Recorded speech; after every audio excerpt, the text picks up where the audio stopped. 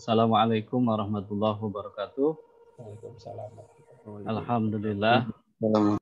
Alhamdulillahirabbil alamin. Assalatu wassalamu ala asrofil anbiya'i wal mursalin. Asyhadu an la ilaha illallah wahdahu la syarikalah wa asyhadu anna Muhammadan abduhu wa rasuluh alladzi la nabiyya ba'da. Puji syukur kita panjatkan kehadirat Allah Subhanahu wa taala pada pagi hari ini ya. Di hari Senin pagi ini kita bisa berkumpul bersilaturahim dalam perkuliahan pendidikan Pancasila.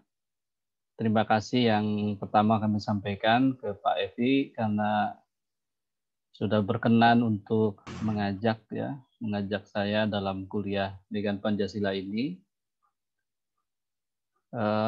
Mudah-mudahan ya perkuliahan Pancasila atau kerjasama yang kita laksanakan pada pagi hari ini menjadi awal ya, bukan kegiatan pertama dan terakhir ya Pak Evi ya, tetapi menjadi awal untuk kegiatan-kegiatan berikutnya antara UAD dan UMP gitu ya, sebagai perguruan tinggi yang sama-sama di bawah naungan Perserikatan Muhammadiyah. Nah, untuk pertemuan kali ini kita akan membincangkan, sebenarnya saya sudah siapkan satu bahan, tetapi nanti kita boleh diskusikan ya. Satu bahan tentang Pancasila sebagai sistem filsafat bangsa Indonesia.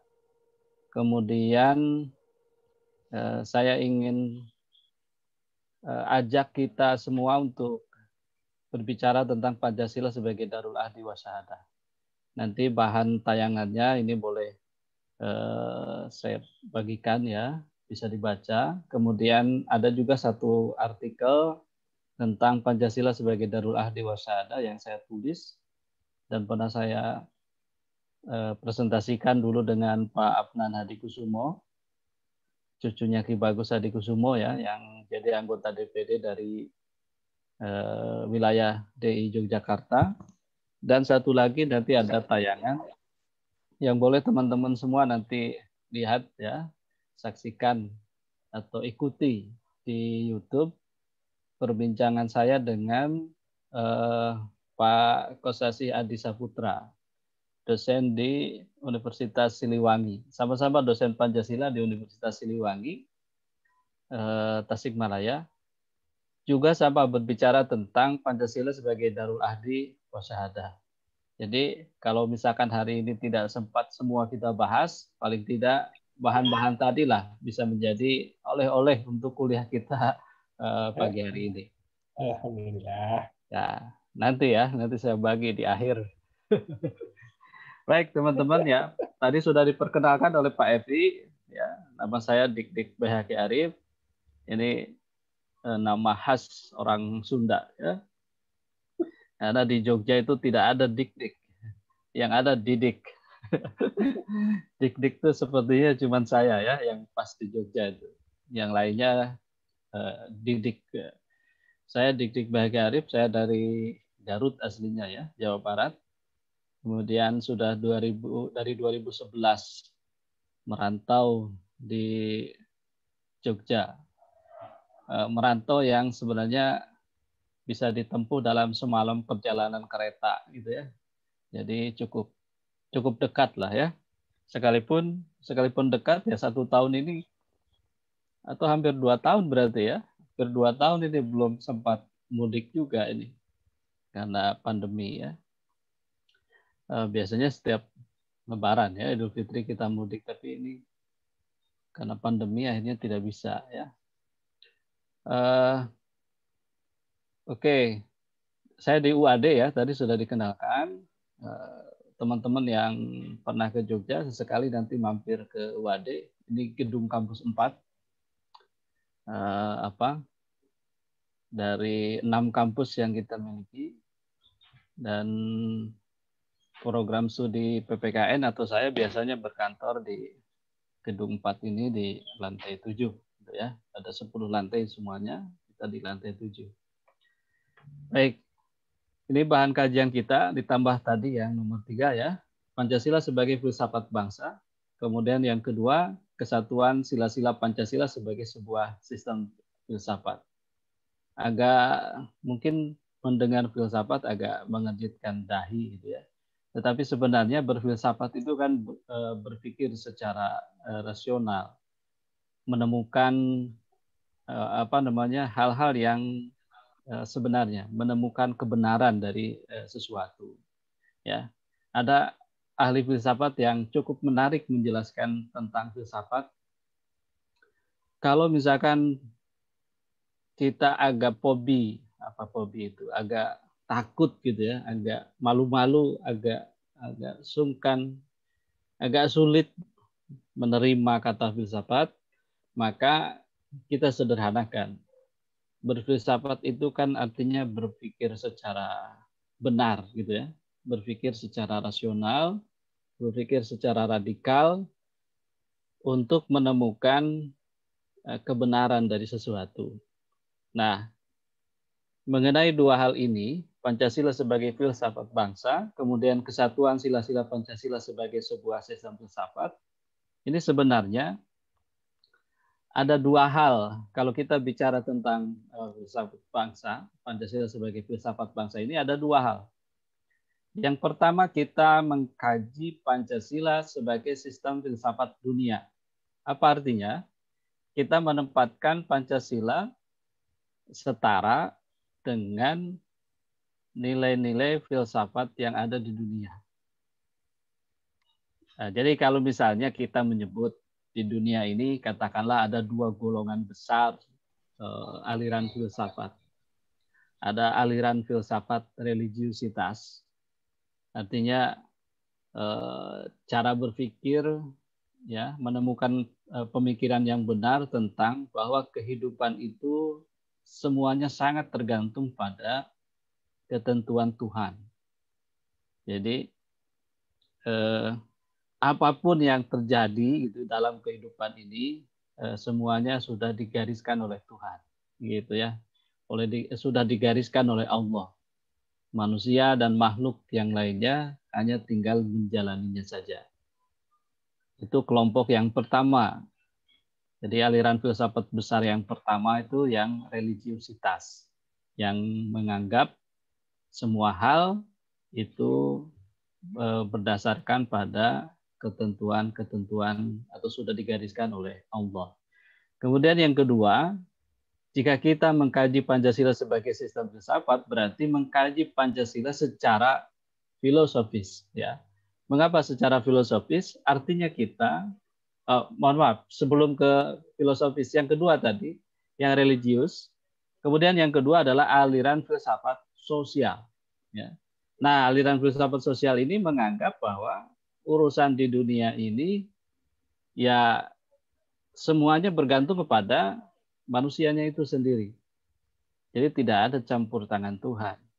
Ya, kita berbuat kesalahan yaitu memang karena manusianya, bukan karena Tuhan, gitu ya. Nah, itu dua aliran filsafat dunia. Nah, kemudian di mana Pancasila?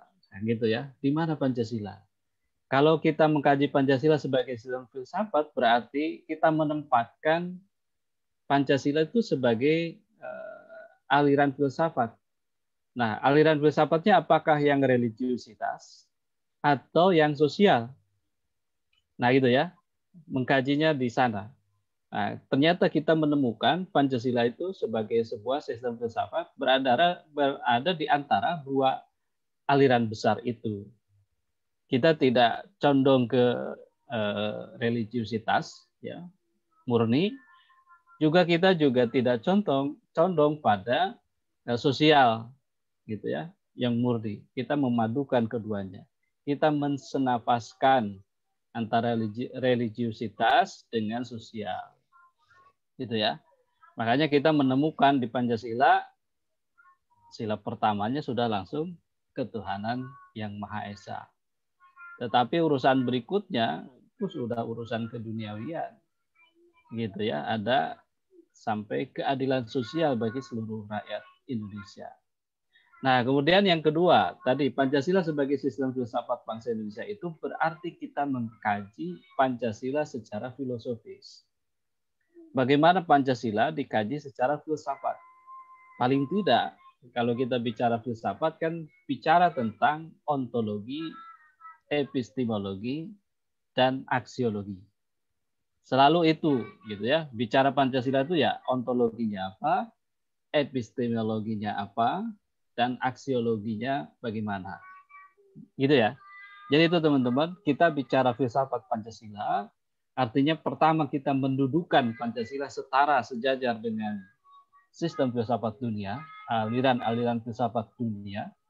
Kemudian yang kedua mengkaji Pancasila secara filosofis. Nah, kita lihat yang pertama, Pancasila sebagai filsafat bangsa, artinya kita mendudukan Pancasila setara dengan aliran filsafat dunia. Pancasila lahir dari suatu aktivitas berfilsafat para pendiri negara.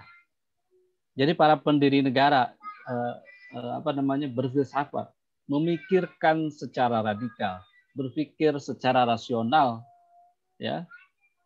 Bagaimana atau ketika ditanya tentang apa itu dasar negara yang akan dijadikan ketika bangsa Indonesia merdeka nanti. Mungkin teman-teman ingat ya bagaimana sejarah perumusan Pancasila sebagai dasar negara. Di dalam sidang BPUPK, Badan Penyelidik Usaha Persiapan Kemerdekaan, di bulan Mei, ya. Kemudian bulan Mei 29 Mei, kemudian bulan Juli, ya, tahun 45, berikutnya 22 Juni sampai ke 18 Agustus 1945. Di sana tercurahkan semua pemikiran-pemikiran anggota BPUPK dan PPKI, ya, tentang dasar dari Indonesia merdeka, menjawab pertanyaan Ketua BPUPK, Rajiman Widyodiningrat. Di atas dasar apa Indonesia merdeka nanti akan didirikan? Maka lahirlah Pancasila itu. Jadi Pancasila lahir dari suatu aktivitas berfilsafat para pendiri negara. Fungsinya adalah sebagai pedoman dan pegangan dalam sikap dan tindakan kehidupan sehari-hari dalam lingkungan kehidupan bermasyarakat, berbangsa, dan bernegara bagi seluruh rakyat Indonesia. Jadi mengapa Pancasila sebagai sebuah filsafat bangsa? Karena dia adalah lahir dari suatu aktivitas berfilsafat. Nah, berfilsafat itu seperti apa?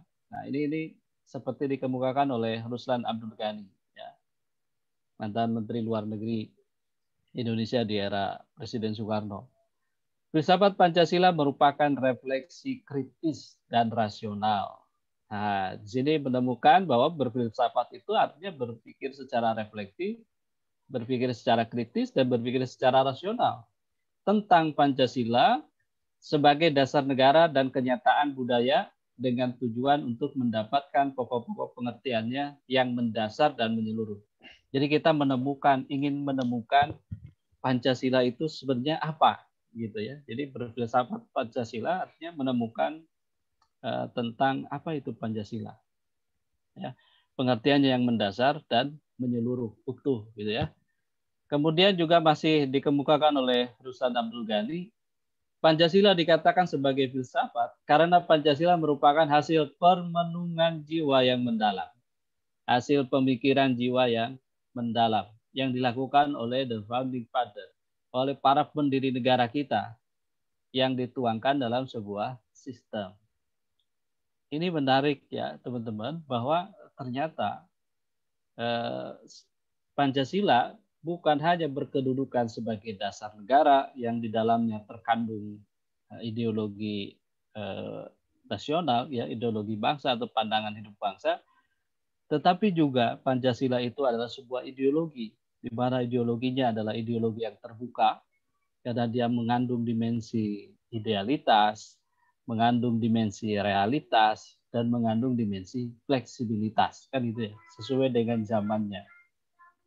Itu kata Utoyo Usman dan Alvan Alfian, bahwa ideologi Pancasila itu memenuhi, Pancasila sebagai sebuah ideologi itu memenuhi 3 dimensi sebagai ideologi terbuka, yaitu dimensi idealitas, idenya ada.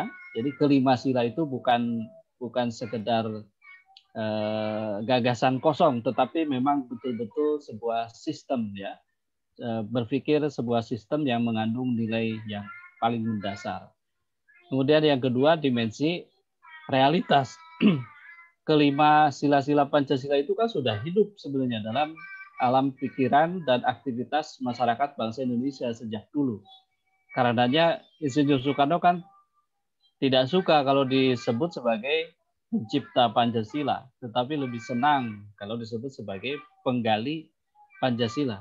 Karena menggali nilai-nilai itu dari kehidupan masyarakat bangsa Indonesia. Berenung Soekarno itu di Ende gitu ya, di bawah pohon sukun ketika dia diasingkan, dan hasil perenungan-perenungan yang mendalam itu disampaikanlah di sidang BPUPK. Nah, kemudian yang ketiga, dimensi fleksibilitas. Jadi nilai-nilai Pancasila itu bersifat fleksibel, sejalan dengan zamannya, gitu ya. Makanya Pancasila itu kita sebut sebagai ideologi yang terbuka.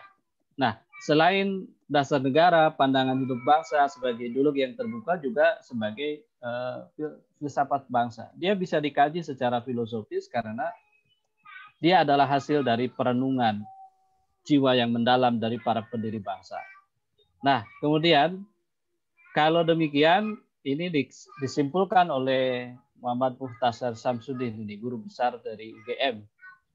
Filsafat Pancasila itu hasil berpikir atau pemikiran yang sedalam-dalamnya dari bangsa Indonesia yang dianggap, dipercaya, diyakini sebagai kenyataan, norma-norma dan nilai-nilai yang benar, adil, bijaksana, dan paling sesuai dengan kehidupan dan kepribadian bangsa Indonesia. Ini kesimpulan yang menurut saya ini cukup lengkap ya tentang filsafat Pancasila itu. Karena dia adalah buah berpikir atau pemikiran yang mendalam. Kemudian Pancasila itu dianggap, dipercaya, diyakini sebagai kenyataan, norma, nilai yang benar, adil, bijaksana, dan paling sesuai, catatannya di sini, paling sesuai dengan kehidupan dan kepribadian bangsa Indonesia.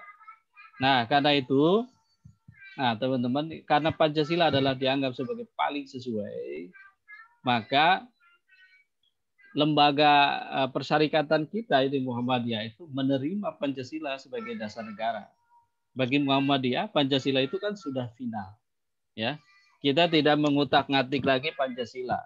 Apakah kita harus berdasarkan Pancasila atau berdasarkan syariat Islam? Kita tidak berbicara lagi ke sana. Muhammadiyah bahkan menyatakan Pancasila sudah final, dan kemudian bagaimana mengisi Pancasila yang final itu, maka lahirlah konsep negara Pancasila sebagai Darul Ahdi Wasyahadah. Nah, ini yang menarik teman-teman ya. Jadi kalau misalkan sekarang masih ada yang mempertentangkan bagaimana Pancasila dan negara, bagaimana hubungan Pancasila dengan Islam, mengapa negara tidak menerapkan syariat Islam sebagai dasar negara, maka sebenarnya kita bisa telusur ke sejarah perjuangan bangsa Indonesia, terutama pada saat sidang-sidang BPUPK. Ya, di sidang-sidang BPUPKI tadi terjadi pergulatan pemikiran dari para anggota BPUPKI tentang di atas dasar apa negara Indonesia ini nanti akan merdeka. Maka tampillah anggota-anggota BPUPK berbicara. Yang kita kenal mungkin 3 nama ya yang selalu muncul tuh.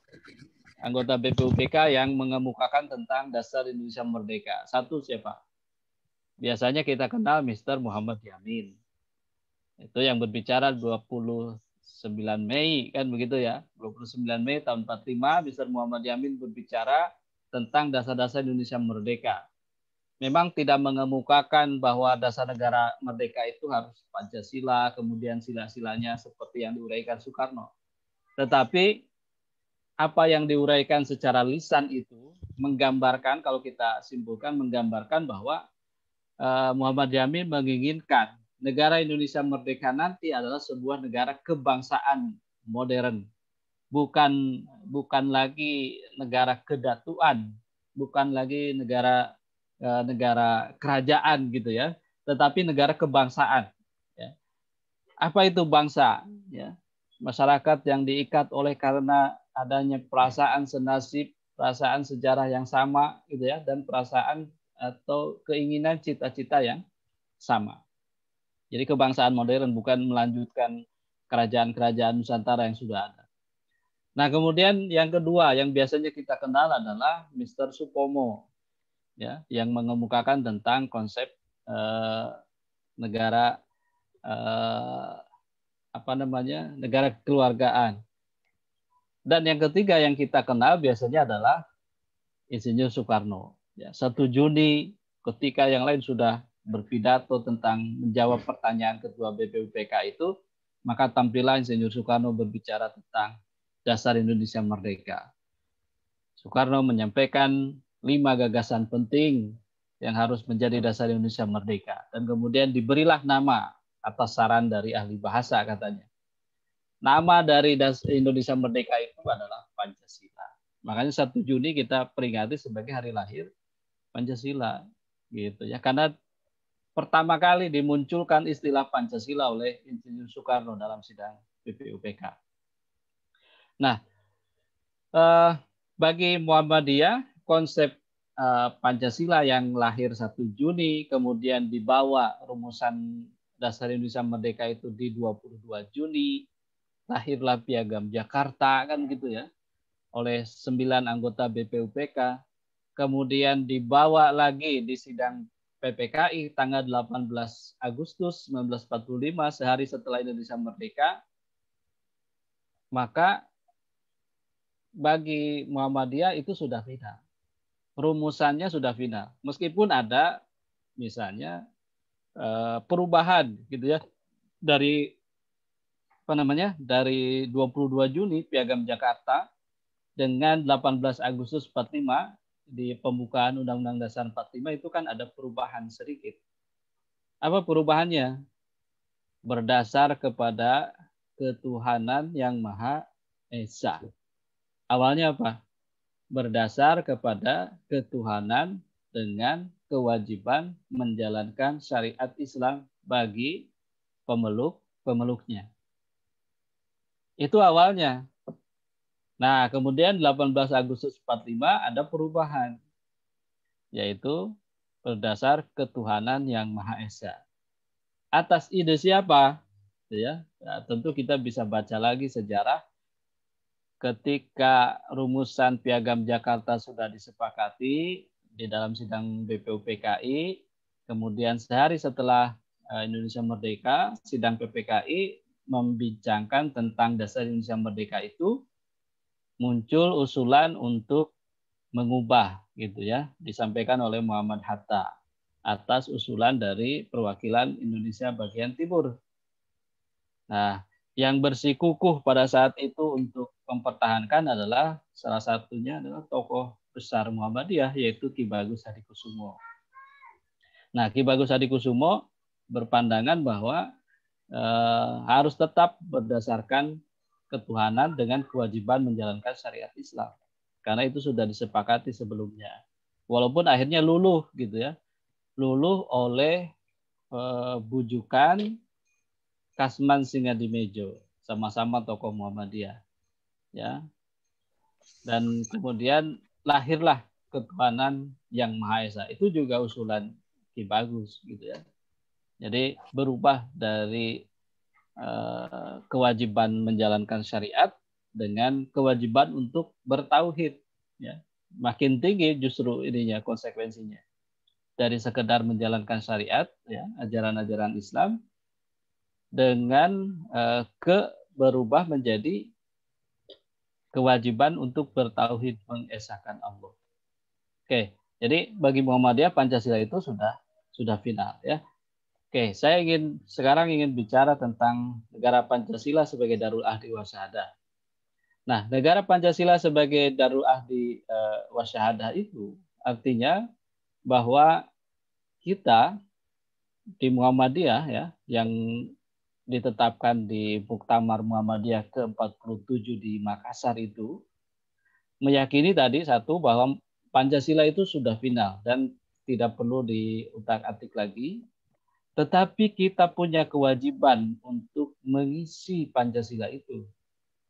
Jadi bukan sekedar kita menetapkan Pancasila sebagai dasar negara, tetapi bagaimana kita mengisi Pancasila itu dalam kehidupan kita sehari-hari. Makanya lahirlah bagi Muhammadiyah NKRI itu adalah sebuah negara Pancasila karena NKRI berdasarkan pada Pancasila. Ini penegasan bahwa NKRI itu ya negara Pancasila, negara yang berdasarkan Pancasila. Nah, kemudian ada sebagai Darul Ahdi, ya. Darul Ahdi itu artinya bahwa negara Pancasila, NKRI itu termasuk Pancasila di dalamnya adalah sebuah kesepakatan, sebuah perjanjian. Jadi kita mendirikan NKRI itu kan kesepakatan, ya. Sepakat untuk misalkan memilih Indonesia sebagai nama, sepakat untuk menjadikan bangsa Indonesia sebagai bangsa sebagian besar yang ada di negara kita. Kemudian sepakat untuk menjunjung bahasa persatuan bahasa Indonesia, itu kesepakatan, ya, disepakati. Kemudian Pancasila juga hasil kesepakatan. Dia adalah hasil permenungan, hasil perumusan dari para pendiri bangsa. Kita menyepakati Pancasila sebagai dasar negara. Nah, konsekuensinya apa? Ketika kita menyepakati Pancasila sebagai dasar negara, maka setiap komponen bangsa itu punya kewajiban apa? Menyaksikan, mempersaksikan gitu ya, membuktikan kesepakatan itu, menjalankan kesepakatan itu. Maka lahirlah konsep Darus Syahadah, negara persaksian. Ya, ini memang tidak umum kata penjelasan di buku Negara Pancasila sebagai Darul Ahdi Wasyahadah ini tidak umum sebagai konsep sebuah negara, karena kalau tidak Darussalam ya Darul Harb gitu ya. Darussalam yaitu negara keselamatan, artinya negara Islam, ya lawannya ya Darul Harb gitu. Artinya ya negara non Islam, negara bukan berdasarkan Islam. Itu yang umum, yang lazim ya, yang lazim di dunia. Kalau tidak negara Islam ya negara bukan Islam. Tetapi Muhammadiyah memilih diksi ya, pilihan katanya itu Darul Ahdi Wasyahadah. Negara Indonesia itu negara hasil kesepakatan, hasil perjanjian yang perlu dibuktikan. Yaitu perlu dibuktikan dengan Darus Syahadah tadi. Nah, gitu ya. Mengapa kemudian Muhammadiyah perlu menegaskan bahwa Pancasila sebagai Darul Ahdi Wasyahadah? Ini ada beberapa hal yang berkaitan dengan kepentingan itu. Saya kutip misalkan di sini ada 3 alasan penting yang mendasari bahwa kita perlu menegaskan Pancasila sebagai Darul Ahdi, negara Pancasila sebagai Darul Ahdi Wasyahadah itu dikemukakan oleh Sekretaris Umum PP Muhammadiyah ini Pak Abdul Mukti. Yang pertama ada alasan teologis, ya, ada alasan teologis oleh para penentang Pancasila. Jadi masih ada di kalangan kita tuh masih ada penentang Pancasila. Ya, siapa penentang Pancasila itu? Yang pertama yang secara teologis keyakinan bahwa menganggap Pancasila itu adalah togut. Nah, mungkin teman-teman tahu ini istilah togut. Ya, kenapa kegagalan bangsa Indonesia itu? Karena kita menerapkan Pancasila. Karena Pancasila itu togut, ya, hasil pemikiran sekuler, ya. Kemudian sistem negara Pancasila juga dianggap sebagai kafir, keluar dari Islam. Itu tuh penolakan masyarakat, kelompok-kelompok masyarakat menganggap bahwa Pancasila itu togut. Termasuk di dalamnya demokrasi ya. Demokrasi itu togut ya. Ya, pemikiran barat yang dianggap tidak cocok dengan bangsa Indonesia. Nah, itu penolakan dari masyarakat, kelompok masyarakat yang pertama penolakan secara teologis ya. Berkaitan dengan keyakinan bahwa sistem Pancasila itu bukan pemikiran Islami kata mereka. Ya, tetapi pemikiran togut ya yang mendewakan atau menghamba pada di luar keyakinan terhadap agama Islam, di luar keyakinan terhadap Allah. Kemudian yang kedua, kenapa kita perlu merumuskan negara Pancasila sebagai darul ahdi wa syahadah? Ada kelompok penentang yang secara empiris menyebut bahwa negara yang berdasarkan banyak negara Islam yang maju, adil dan makmur. Ya kan? Negara-negara berdasarkan Islam itu banyak yang makmur. Arab Saudi itu makmurnya luar biasa. Ya. Uni Emirat Arab itu siapa yang tidak kenal dengan kekayaan di Uni Emirat Arab? Ya. Negara yang makmur, rakyatnya kaya gitu ya. Kemudian Brunei Darussalam. Brunei Darussalam itu menerapkan sebagai negara Islam berdasarkan syariat Islam. Makmurnya luar biasa. Ya. Nah, jadi negara-negara yang menganut berdasarkan syariat Islam itu menjadi negara-negara yang makmur. Beda dengan negara Pancasila. Ya. Negara Pancasila justru miskin, terbelakang, tidak adil dan sebagainya. Itu alasan kedua ya, ada kelompok yang menolak. Lihatlah negara Islam itu makmur, kenapa kita malah memilih negara Pancasila yang justru miskin, terbelakang, tidak adil dan sebagainya. Nah, yang ketiga ada yang menolak itu alasan historis, bahwa umat Islam itu pernah meraih kejayaan pada abad pertengahan di bawah sistem Islam dan khilafah. Nah, gitu ya. Ada sistem Islam, ada khalifah, ada khilafah yang dipimpin oleh khalifah. Jadi tiga alasan tadi yang muncul di masyarakat, pertentangan terhadap Pancasila. Mereka tidak mau menerima Pancasila sebagai dasar negara. Nah, sebagai warga persyarikatan, saya berharap ya kita semua taat, tunduk patuh pada keputusan muktamar ini, bahwa bagi kita mendudukan Pancasila sebagai dasar negara itu sudah final. Dan bagi Muhammadiyah ini yang menarik lagi, Pancasila itu sebenarnya di dalamnya sudah Islami. Kalau masih ada yang mempertentangkan, memandang bahwa Pancasila itu togut, sebenarnya Pancasila itu sudah Islami. Bahkan yang pertama kan ketuhanan yang Maha Esa itu artinya bagaimana kita meyakini hanya Allah lah satu-satunya Tuhan yang wajib kita percayai dan kita sembah. Itu kan prinsip tauhid, ya, mengesahkan Allah. Kemudian berikutnya kemanusiaan yang adil dan beradab. Kemudian persatuan Indonesia, kerakyatan yang dipimpin oleh hikmah kebijaksanaan dalam permusyawaratan perwakilan serta keadilan sosial bagi seluruh rakyat Indonesia, semuanya mengandung nilai-nilai yang sejalan dengan nilai-nilai Islam. Jadi tidak ada alasan kita menolak. Pernah dulu ketika zaman pemerintahan Orde Baru ada upaya agar organisasi-organisasi Islam, organisasi apapun itu harus berdasarkan asas tunggal Pancasila.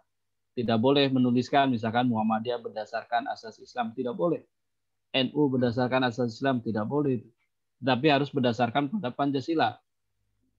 Nah, kemudian kan dijawab oleh Muhammadiyah. Ya, Muhammadiyah bisa menerima asas tunggal itu, ya, dengan memahami bahwa Pancasila itu sudah Islami, ya.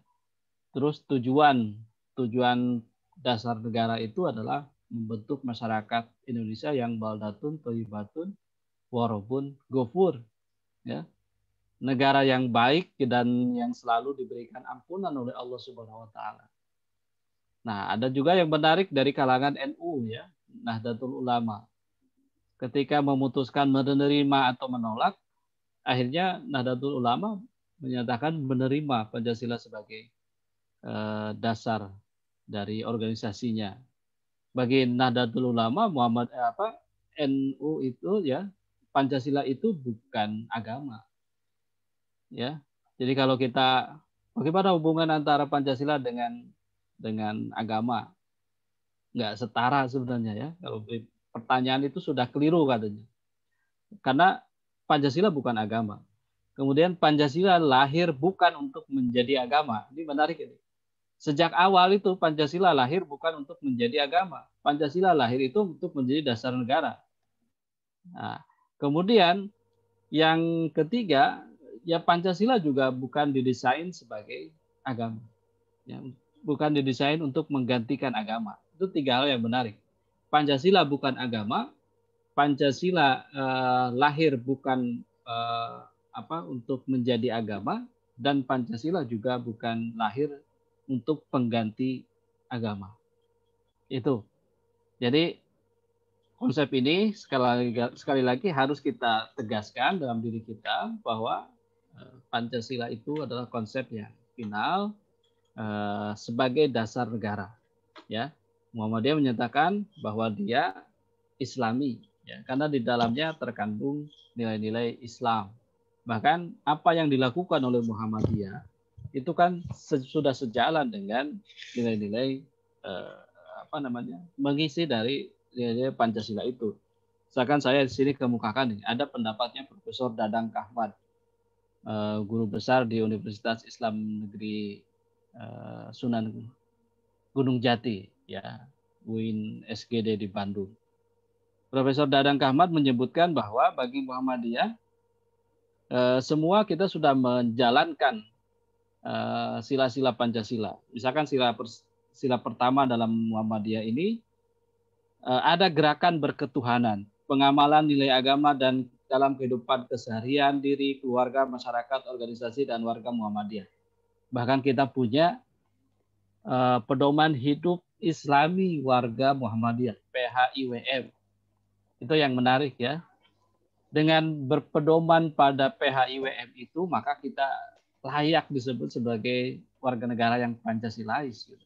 Karena sudah menjalankan semua sila-sila yang pertama. Pendidikan dan dakwah keagamaan dilakukan secara masif dan simultan untuk mengukuhkan nilai keimanan. Kemudian meminimalisir syirik di kalangan kaum muslim untuk mengukuhkan akidah, implementasi, dan tafsir ketuhanan yang Maha Esa. Ya, itu teman-teman ya. Jadi kita tuh dalam kehidupan kebangsaan kita, Muhammadiyah itu sudah menjalankan semua sila-sila Pancasila. Sila ke-1, sila kedua, gitu ya. Dalam sila kedua kemanusiaan, coba siapa yang tidak kenal dengan peran-peran kemanusiaan dari Muhammadiyah? Ada MDMC, Muhammadiyah Disaster Management Center. Kemudian sekarang di masa pandemi COVID-19 ini, Muhammadiyah juga punya unit yang khusus menangani COVID, gitu ya. Muhammadiyah COVID Command Center, MCC, ya. Itu juga bagian dari pengamalan sila yang kedua. Kemudian ada Lazismu, Lembaga Amil Zakat, Infak dan Sedekah Muhammadiyah. Ada lagi Muhammadiyah itu terdepan dalam menegakkan keadilan dan keadaban, advokasi terhadap korban kekerasan.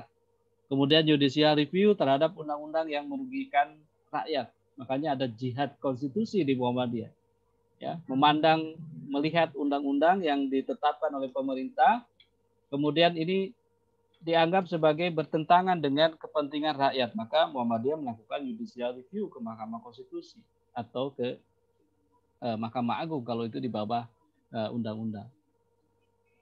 Di sila ketiga, bagaimana Muhammadiyah misalnya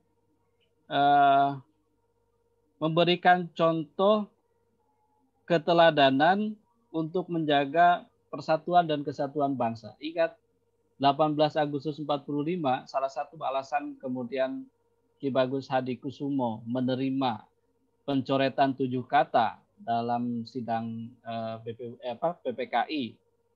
7 kata dicoret dari sila yang pertama, itu salah satu alasannya adalah demi persatuan dan kesatuan bangsa yang baru berumur 1 hari. Ya, demi kemerdekaan NKRI yang baru berumur 1 hari. Daripada ngotot harus mempertahankan itu dan lepasnya Indonesia bagian timur, maka Ki Bagus berlapang dada untuk menerima usulan pencoretan itu. Itu menunjukkan bahwa Muhammadiyah berkontribusi dalam mempererat persatuan dan kesatuan bangsa. Belum lagi tokoh Muhammadiyah lain, misalkan Insinyur Juanda, ya, beberapa hari yang lalu baru diperingati ada deklarasi Juanda. Itu tokoh Muhammadiyah yang dengan deklarasi Juandanya kemudian mempersatukan NKRI itu, wilayah NKRI sebagai satu kesatuan yang utuh, tidak terpisah-pisah oleh lautan-lautan yang ada di antara pulau-pulau yang ada di Indonesia. Kemudian musyawarah amal usaha Muhammadiyah ada di Aceh hingga Papua, menyatukan seluruh bangsa Indonesia. Muhammadiyah adalah organisasi yang sangat menjaga persoalan-persoalan SARA. Ya, itu sila ketiga. Kemudian sila keempat, ya, di sila keempat di sini, di mana nilainya adalah kerakyatan, bagaimana Muhammadiyah misalnya memberikan contoh teladan dalam penerapan sila keempat. Musyawarah-musyawarah yang dilaksanakan di lingkungan Muhammadiyah diambil melalui proses-proses musyawarah. Gitu ya. Keputusan-keputusan penting di Muhammadiyah itu diambil melalui musyawarah. Tidak mengandalkan kepada satu tokoh tertentu, tetapi melalui musyawarah secara mufakat. Kemudian tidak pernah terjadi, kata Profesor Dadang Kahmat, permusyawaratan di Muhammadiyah yang berlarut-larut sehingga muncul konflik dan timbul perpecahan. Ya. Bagaimana muktamar itu memberikan keteladanan, gitu ya. Muktamar Muhammadiyah setiap digelar itu memberikan keteladanan bagaimana cara memilih pemimpin, gitu ya. Kemudian yang sila kelima ini yang terakhir. Sila kelima dalam Muhammadiyah, amal usaha Muhammadiyah didirikan untuk meluaskan dakwah dan keadilan sosial dapat dirasakan oleh seluruh anak bangsa. Ya. Panti asuhan, sekolah, perguruan tinggi telah banyak membantu lahirnya anak bangsa yang terdidik sehingga mereka memperoleh kehidupan layak, aksesnya terbuka dan dapat dirasakan semua tanpa kecuali. Ya, di Indonesia Timur itu berdiri universitas-universitas Muhammadiyah. Siapa mahasiswanya? Sebagian besar kelompok warga yang non Islam, tapi dididik oleh Muhammadiyah, dididik di lingkungan Muhammadiyah, dan mereka merasakan manfaat dari sekolah atau perguruan tinggi Muhammadiyah itu. Nah, jadi kalau teman-teman sekarang menyaksikan, terutama di media sosial, ada kelompok-kelompok yang mengklaim paling Pancasilais. Saya Indonesia, saya Pancasila, misalkan gitu ya. Hanya verbalistik saja. Di mulut saja dia sampaikan bahwa saya seorang Pancasilais, maka sebenarnya Muhammadiyah itu sudah sejak lama Pancasilais. Anggota Persyarikatan Muhammadiyah itu sudah sangat Pancasilais. Ya. Sangat Pancasilais artinya yang begini, ya, yang berdasarkan pada ketuhanan yang Maha Esa, berkemanusiaan, berpersatuan, berkerakyatan dan berkeadilan sosial. Ini di hierarkis piramidal dari sebuah Pancasila, di mana sebagai sebuah sistem kita menerima ini karena Pancasila sila pertama adalah causa prima, ketuhanan ini causa prima dan menjiwai keseluruhannya, maka kita menerima dan mengamalkan, ya, membuktikan bahwa Muhammadiyah itu bukan hanya menyebut Pancasila sebagai kesepakatan saja, tetapi kita membuktikan sebuah sistem filsafat Pancasila ini, negara Pancasila ini membuktikan dalam kehidupan sehari-hari. Berketuhanan, kita adalah organisasi gerakan Islam, dakwah amar ma'ruf nahi mungkar, ya. Berkemanusiaan, tadi contohnya sudah banyak, gerakan-gerakan kemanusiaan yang diinisiasi oleh Muhammadiyah. Berpersatuan, bagaimana Muhammadiyah menjaga persatuan dan kesatuan bangsa. Berkerakyatan, banyak tokoh yang menyebut, ya, dalam pemilihan presiden sekalipun kita perlu mencontoh dari Muhammadiyah. Bagaimana Muhammadiyah memilih pemimpin. Dalam waktu tidak lama, dia pemimpin sudah terpilih. Dan berkeadilan sosial bagi seluruh rakyat Indonesia. Ya. Semua arah dari penyelenggaraan kehidupan berbangsa dan bernegara, semuanya diarahkan untuk ini. Gitu ya. Nah, ini semuanya dijiwai oleh ketuhanan, kemanusiaan, persatuan, dan kerakyatan. Jadi, terakhir saya sampaikan bahwa negara Pancasila sebagai darul afiq wa syahadah adalah ijtihad politik dari Muhammadiyah yang memandang bahwa NKRI ini adalah sebuah negara kesepakatan, sebuah negara perjanjian, Pancasila sebagai dasar negaranya yang perlu dibuktikan dengan pengamalan-pengamalan dalam kehidupan sehari-hari, baik dalam kehidupan keluarga, masyarakat, bangsa, dan negara.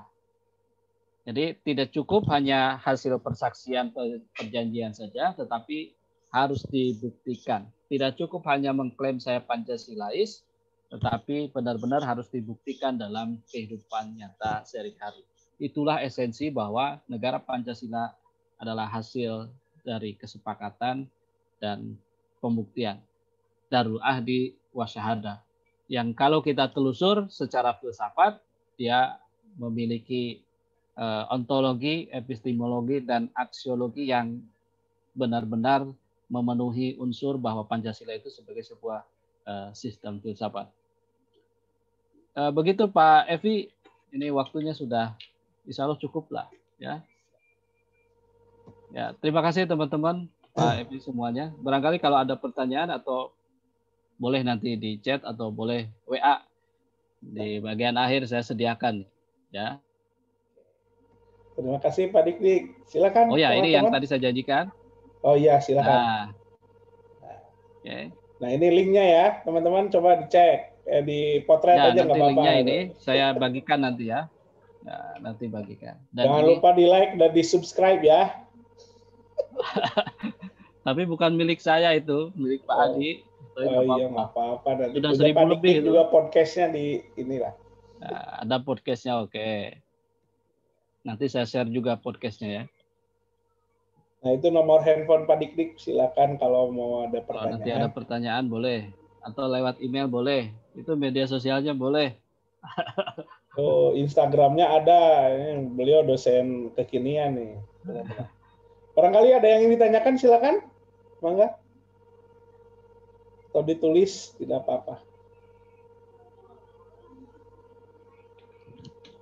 Satu atau dua orang lah minimal, coba. Masih malu-malu, Mbak Evi. Pak, mau izin bertanya. Silakan, Mbak Delvina, silakan. Ya, perkenalkan nama saya Delvina Oktaviani, izin bertanya. Sebenarnya ini mungkin agak melenceng dari konteks Pancasila sebagai filsafat, tapi saya penasaran aja. Jadi kan tanggal 1 Juni itu diperingati sebagai hari lahirnya Pancasila. Nah, sedangkan isi dari sila itu, bukan 1 Juni kan ya Pak? Isi dari Pancasila, tapi kenapa kok 1 Juni diperingati sebagai hari lahirnya Pancasila? Seperti itu Pak. Terima kasih. Terima kasih Mbak Delvina. Silakan Pak Dikti. Ini tuh Pak Evi jawabannya agak susah ini. Mau dilihat dari mana ini? Dari konteks sejarah atau dari konteks politik gitu ya. Kalau dari konteks sejarah, Mbak Delvina tuh tadi sudah menyampaikan. Betul bahwa 1 Juni itu rumusan Pancasila yang dikemukakan oleh Insinyur Soekarno itu tidak sama dengan rumusan Pancasila yang sekarang, gitu ya. Karena rumusan Pancasila yang sekarang itu sebenarnya hasil dari kesepakatan tanggal berapa? 18 Agustus 1945 dan sudah dinyatakan bahwa rumusan resmi Pancasila itu adalah yang ada di pembukaan Undang-Undang Dasar 45 alinea ke-4. Itu rumusan resminya. Nanti kita buka ketetapan MPR tahun 98 tuh, penegasan bahwa Pancasila sebagai dasar negara di sana.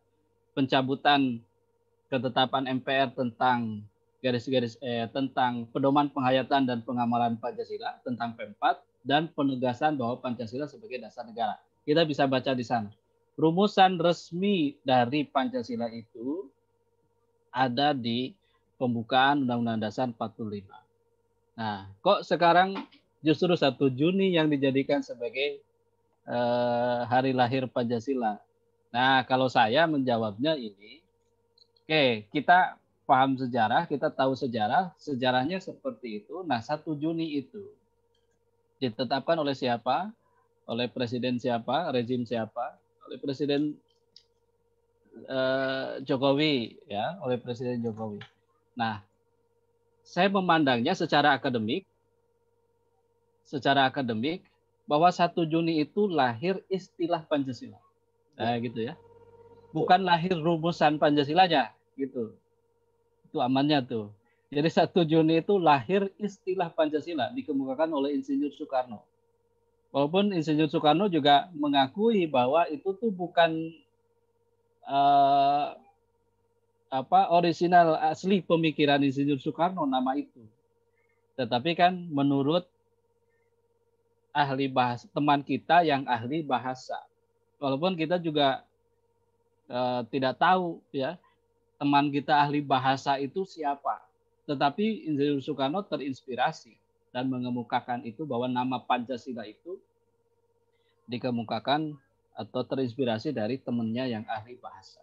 Jadi Mbak Delvina, 1 Juni itu betul hari lahir Pancasila, tetapi kita maknai secara akademik hari lahir istilah Pancasila. Karena bukan rumusannya, karena kalau rumusannya yang resmi ada di 18 Agustus. Nah, kenapa kok ngotot 1 Juni sebagai hari lahir Pancasila bukan di 18 Agustus? Nah, saya kira itu ada kepentingan kekuasaan saja gitu ya. Dan kita sebagai akademisi mencoba memahaminya itu. 1 Juni adalah hari lahir Pancasila dalam arti hari lahirnya istilah Pancasila. Karena 1 Juni itu dikemukakan oleh Insinyur Soekarno. Bukan hari lahir rumusannya. Karena kita harus pahami gini. Pancasila itu rumusannya, termasuk rumusannya itu kan bukan hasil pemikiran satu orang. Nah, itu bukan satu orang, tetapi hasil kesepakatan bersama. Ya. Usulan-usulan yang mengemuka di BPUPK itu kan kemudian dibawa oleh anggota BPUPK, dirumuskan oleh 9 anggota BPUPK, lahirlah Piagam Jakarta. Di sana saja sudah hasil rumusan bersama itu, bukan hasil pemikiran satu orang. Sudah rumusan bersama 9 anggota BPUPK, lahirlah Piagam Jakarta. Dibawa lagi di sidang BPUPK berikutnya, terakhir di sidang PPKI, itu juga rumusan bersama, bukan satu orang. Gitu ya. Itu uniknya Pancasila. Kalau dikaji Pancasila sebagai sebuah ideologi, dia lahir dari bangsa Indonesia. Dipikirkan oleh seluruh bangsa Indonesia. Beda dengan pemikiran-pemikiran ideologi lain. Kalau Marxisme misalnya, itu kan pemikiran satu orang, gitu ya. Leninisme ya satu orang, tapi Pancasila bukan satu orang. Karena itulah kita tidak menokohkan satu orang, tapi ini hasil kesepakatan bersama. Mudah-mudahan menjawab ya, Mbak Delvina. Terima kasih, Pak. Sami-sami. Baik, ada lagi? Silakan. Satu orang lagi boleh lah. Seperti Mbak Delvina, pemberani, ayo yang lain silakan. Mbak Delvina ini angkatan berapa ini? Angkatan baru. Angkatan baru. 2020. 2020. Udah pernah ketemu di kampus belum? Belum ya? Belum. Jadi kita mengenal secara semu ini ya. Iya, betul. Gara-gara pandemi itu kenalnya secara semu. Ya. Tatap maya. Baik, sepertinya belum ada lagi pertanyaan Pak Dik-Dik, dan ya. Sepertinya Pak Dik-Dik, saya dan teman-teman juga memiliki aktivitas yang lain. Dicukupkan sekian. Mungkin ada closing statement Pak Dik-Dik untuk kita semua.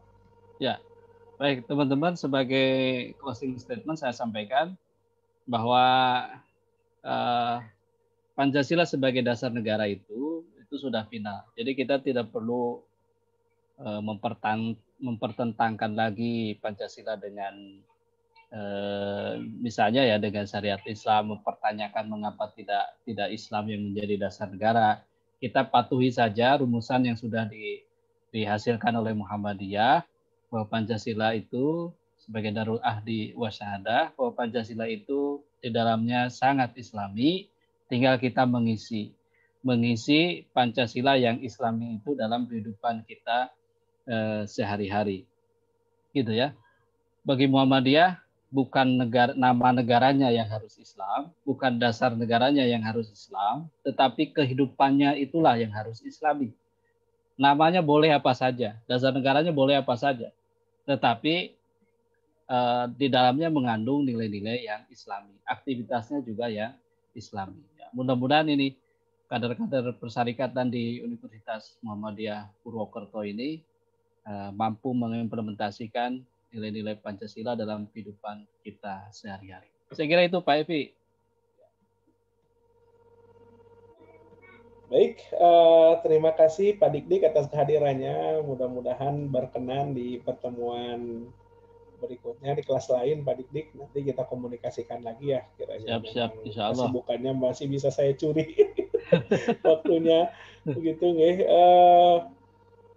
Teman-teman, demikian barangkali perkuliahan kita kali ini ya dengan topik yang sangat menarik tentunya, Pancasila sebagai sistem filsafat yang di dalamnya digali pula Pancasila sebagai darul ahdi wa syahadah. Tadi sudah dijelaskan secara padat, kontekstual, kemudian menginspirasi teman-teman untuk senantiasa tahu tentang Pancasila. Pancasila itu bukan hanya miliknya orang PPKN ya, perawat juga harus kan, seperti yang saya sampaikan minggu lalu, Anda ini sudah membawa kunci surga, kuncinya terjatuh apakah cocok dengan pintunya atau tidak tergantung nanti amalan-amalan yang Anda kerjakan sebagai seorang perawat yang profesional tentunya kan begitu, dan itu juga harus dijiwai oleh nilai-nilai keislaman dan nilai-nilai Pancasila tentunya. Demikian barangkali yang bisa kita diskusikan pada kesempatan ini. Terima kasih Pak Dik-Dik, selamat beraktivitas kepada teman-teman juga. Nanti presensi diisi secara manual ya di Mbak Erina sebagai sipennya. Terima kasih sekali lagi. Saya mohon pamit kepada Pak Dik-Dik dan teman-teman juga. Pokoknya terima kasih. Billahi fisabilillah fastabiqul khairat. Wassalamualaikum warahmatullahi wabarakatuh. Waalaikumsalam warahmatullahi wabarakatuh.